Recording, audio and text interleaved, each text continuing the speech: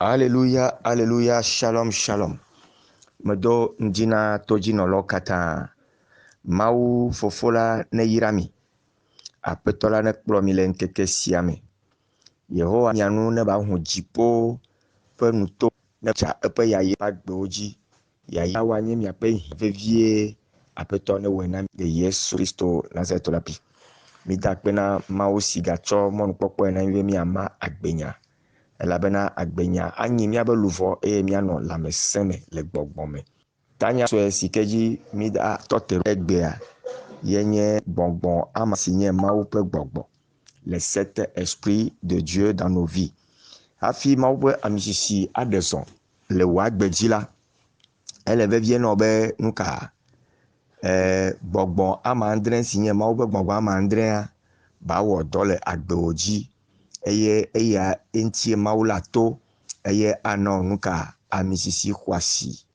Míaxlẽ enya sia le Yesaya ƒe agbalẽ eta woɖeke tso kpukpui eve kɔ yi ɖe etɔ̃lia.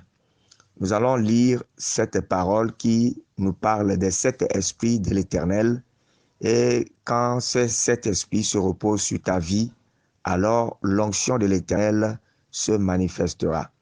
Nous allons lire dans Ésaïe chapitre 11 du verset 2 au verset 3. L'esprit de l'Éternel reposera sur lui, l'esprit de sagesse et d'intelligence, esprit de conseil et de force, esprit de connaissance et de crainte de l'Éternel. Ça fait 7. Il respirera la crainte de l'Éternel, il ne jugera point sur l'apparence, il ne prononcera point sur les oui-dire. Amen. Loloto le Kristo me. Egbe ami le ponpoto Mawu ƒe gbɔgbɔ ama andre esike kpɔkpɔna ne amisisi va. Ba yenye Mawu ƒe gbɔgbɔ. Evelia obe esprit de sagesse alo enunya ƒe gbɔgbɔ. Etɔ̃lia obe esprit d'intelligence si le nye sidzedze ƒe gbɔgbɔ. Enelia wole yɔ esprit de conseil si nye aɖaŋuɖeɖe be gbɔgbɔ. Enelia wole yɔ esprit de force esi le nye ŋusẽ kako ƒe gbɔgbɔ. Adelia wole yɔ esprit de connaissance si le nye ɖeɖefia ƒe gbɔgbɔ. Ɖeɖefia wa be gbɔgbɔ alo ɖeɖefia be gbɔgbɔ wa esprit de révélation. Eye andrelia esprit de crainte de l'Éternel. Ne gbɔgbɔ ama andre yawo su asi wa nɔvinye ke nazu ame sese. Praise the Lord. Ele vevie ne esprit de sagesse esu asi wa ekema ela ten kplɔ va nu si woyɔna be Mawu nyanya, Mawu ƒe nunya alo yiyeme be nunyawo. Alléluia. Ela kpe ɖe ŋutiwo be keklẽ alo kekeli la kplɔ wo agbe. Praise the Lord. Ele vevie be eya ela su ame si. Ne eɖo esprit de sagesse eya ela kpe ɖe ŋutiwo be aɖo maturité spirituelle alo ati le gbɔgbɔ me eye ate awɔ tsatsa nyui alo awɔ décision sage. Esprit d'intelligence alo enunya ƒe gbɔgbɔa ne esu asiwo la, Mawu ave nu be ate anya enu gɔme, ase Mawu nya gɔme eye ate anya nu le yiyie me tsã. Nunya tsã ɖe amenu veve Mawu tsɔ nana le gbɔgbɔ la ƒe ŋusẽ me. Eye tɔ̃lia esprit de conseil. Ne conseil, esprit de conseil alo aɖaŋuɖeɖe be gbɔgbɔ esu asiwo la, eya akpe ɖe ŋutiwo be ate ata mɔ na amewo. Alo ate awɔ leadership alo amekpɔkplɔ. Nu ke wɔna be leadership esprit ke wɔnea yenye esprit de conseil. Ate kplɔ tsɔtsi, ate kplɔ adzɔ, ate kplɔ axo nyuie ɖe, ate kplɔ ame gbogbo ɖo akplɔ da ɖe nuka kekeli be mɔ dzi. Esprit de conseil eye wɔnɛ. Eye mi va ƒo nuƒo tso esprit de force.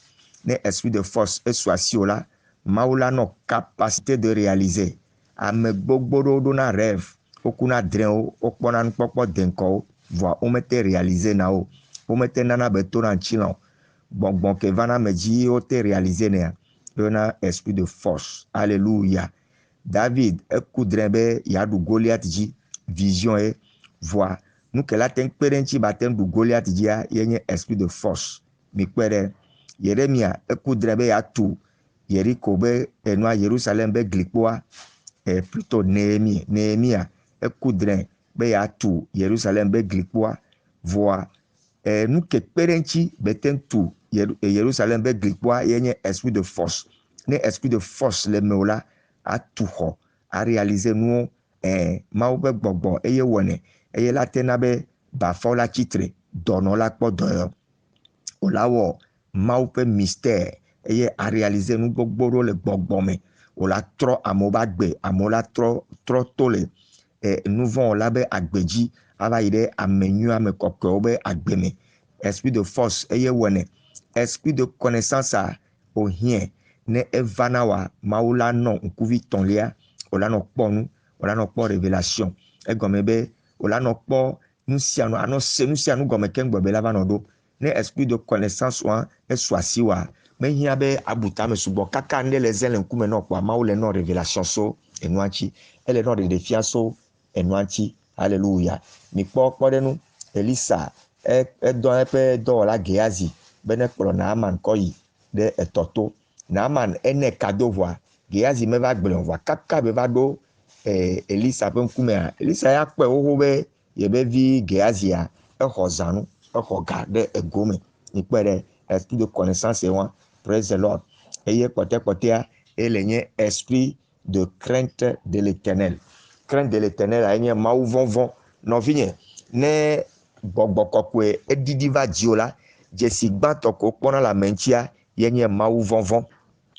The first spirit that we can notify that someone has got the spirit of God is the fearness of God.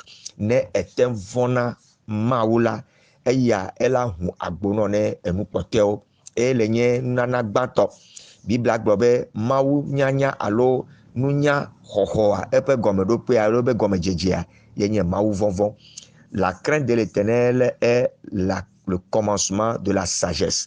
Ne edzi be nunya ne su asi o sidzedze ne su asi o kple etɔ kple kemewo la nu gbãtɔ ye ke la kplɔ wa ye nye Mawu vɔvɔ haleluya ne vɔna Mawua ekema la de bubu Mawu ƒe nuwo ŋuti o la de bubu dzilawo ŋuti o la de bubu tsitsawo ŋuti o la de bubu pastɔwo ŋuti kple fadawo ŋuti o la de bubu nua patronwo ŋuti elabena Mawu vɔvɔ ele mewo ne Mawu vɔvɔ ele mewo la Biblia gblɔ be adrɔ ʋɔnu nyui le dzɔdzɔenyenye me o makpɔ be ame ya da he ŋuti atafi o la drɔ ʋɔnu dzɔdzɔenyenye tɔ elabena Mawu vɔvɔ ele mewo medo gbe ɖa ɖe tawo le ŋdi abe nunana tɔxɛ ya si yɔna be Mawu vɔvɔ la ne va wɔ eƒe dɔ le agbewo me.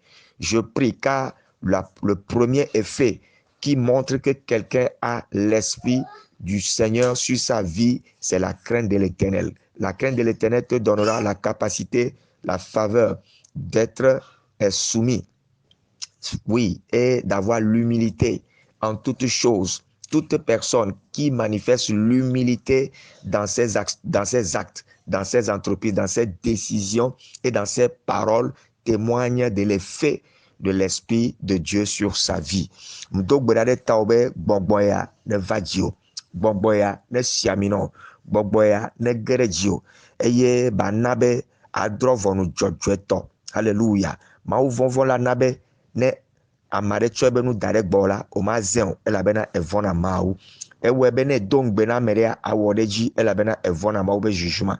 Ne ofia adzɔgbe le afi ɖea azɔ ɖo adzɔgbe ɖeɖea ŋuti elabena Mawu vɔvɔ ta ye alo ne eɖe srɔ̃ ate nɔ gbedzi na srɔ̃ elabena Mawu vɔvɔ ta ye. Alléluia. Alo ne wotsɔ da ɖe bank be ŋkɔ la o ma ɖu bank be ga o elabena Mawu vɔvɔ ta ye. Alo ne wosɔ da ɖe edu be ŋkɔ be nanyi chef d'État akplɔ edua nyuie ɖe eye o ma ta fu amewo o ma wu amewo o ma zi amewo ɖo to ye yɔna be Mawu vɔvɔ. Alo nɔ me be anyi ministre le teƒe ɖea awɔ wo dɔ nyuie ɖe o ma dilapide edzua be fɔn o ma nyi escrow agbadzua kakanu awo o la dzɔnuwo nyuie ɖe fain o la kplɔ aƒe ministère wa nyuie ɖe eye o la wɔe be ŋkɔ nyuie ne tsa yin la bena o vɔna mawu ne o ɖo be o nye pastor alo hame fofoa mawu vɔvɔ la wɔe be o la kplɔ dɔ nyuie ɖe o ma wɔ nu daka o ma tsaka nu o ma wɔ aha si o anu aha mu agble amewo be foyer awɔ nu kaya kɔ ɖe o awo mawu vɔvɔ ta o la lé be na ɖoko anɔ gbedzi o la bɔbɔ na aƒetɔwo eye o la zɔn ɖe eflia me be mawu ƒe gbɔgbɔa ne kpɔtɔ nɔ gbɔ o ye ba nɔ zɔn abe ale si edze mawu vɔvɔ ele me o nyateƒetɔa esrɔ̃ ke mawu na wa o la bɔbɔ ɖokuiwo ne srɔ̃ wa anɔ bui ade bubu eŋuti menyi gɔme be eyi sukulu wi o lo menyi gɔme be o kpɔ tsi wi o lo menyi be gɔme be o nya kpɔ wi o lo mawu vɔvɔ ke le me o ta eya ta ye ta ne mi kpɔ ame aɖewo le tra le comportement mea mianya be mawu be gbɔgbɔa mekpɔ va wa dzi o wote nɔ do aɖe eye fa vɔa gbɔgbɔa ŋutɔntɔntɔ mekpɔ va wa dzi o esprit de crainte de l'éternel la mekpɔ su wa si o eya ta medo gbe ɖa ɖe tɔwo be mawu ƒe esprit de crainte ne va dzi o tsubɔ hallelujah ne mawu ve mianua etɔ si gbɔna miaƒo nuƒo tso esprit de crainte be efewo ne esprit de crainte de Dieu eva dzi wa ɖe efe ke be nanɔ mia ayi eme fũu ne miatsɔ akpe ɖe ŋuti be eya ne like wa mi sisi nous allons parler des effets de l'esprit de crainte dans la vie de quiconque reçoit cette onction que quand cette onction vient dans ta vie quels sont les produits quels sont les effets que cela produit dans ta vie pour t'honorer et pour t'élever et pour te rendre un homme qui est un faiseur d'exploit. Je m'arrête ici, mais le temps de filles, le Christ me va kabola et choisi bona. Yaga se mi encore le toaji. Après toi là-bas, mais nous veuillons prendre basi. Ne nomiaji, ne yirami, ne klenami, le Yesu Christo pe nkwaji. Amesi bek bemisia, yenye mau pe dola, pour le besubola, révérend apôtre docteur Libert Sebabe, Tcho Louame. Melomi, shalom, shalom.